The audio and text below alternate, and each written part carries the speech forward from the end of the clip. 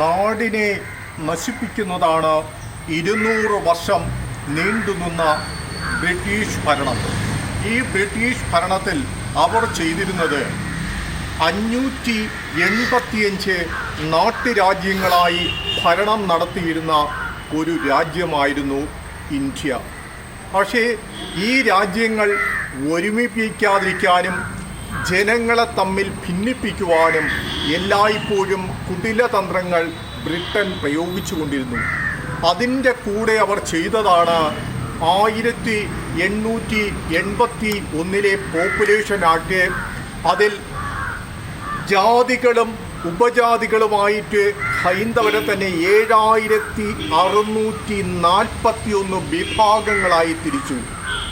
അപ്പോൾ നമുക്കറിയാം, ഈ സ്വാഭാവികമായിട്ട് നേരത്തെ ഉണ്ടായിരുന്നത് 4 അതായത് ബ്രാഹ്മണർ, ക്ഷത്രിയർ, വൈശ്യർ, ശൂദ്രർ, പിന്നെ പഞ്ചമർ, ഇങ്ങനെയാണ് ഉണ്ടായിരുന്നത്.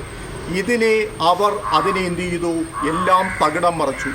ജാതി എന്ന് പറയുന്നത് ഒരിക്കലും ഈശ്വരൻ ഉണ്ടാക്കിയതല്ല, മനുഷ്യനുണ്ടാക്കിയതാണ്. ഈ മനുഷ്യനുണ്ടാക്കിയ ജാതി എന്ന് പറയുന്നത് മനുഷ്യനെ തന്നെ വിഭജിക്കാൻ വേണ്ടി ചെയ്ത ഒരു കാര്യമാണ്.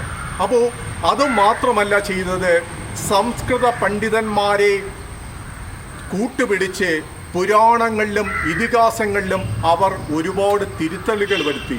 അതിൻ്റെ ഭാഗമായിട്ടാണ് ശൂദ്രർ വേദമന്ത്രങ്ങൾ കേട്ട് കഴിഞ്ഞാൽ അവരുടെ കാതിൽ ഈയം ഒഴിക്കണമെന്നൊക്കെയുള്ള ഒരു പ്രശ്നം മനുസ്മൃതിയിലൊക്കെ ഉണ്ടാക്കിയെടുത്തത് ബ്രിട്ടീഷുകാരുടെ കൊടും ചതിയുടെ ഒരു കാര്യമായിരുന്നു. പക്ഷേ അതിൽ കാരണം വെച്ചാൽ ഒരിക്കലും ഈ സമൂഹങ്ങൾ ഒന്നിക്കരുത് എന്ന് ബ്രിട്ടൻ ആഗ്രഹിച്ചു.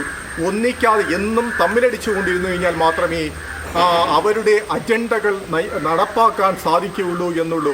ആ ഗൂഢതന്ത്രത്തിൽ ഭാരതത്തിലുള്ള വിവിധ ജാതി മതസ്ഥർ വീണുപോയി എന്നതാണ് യാഥാർത്ഥ്യം.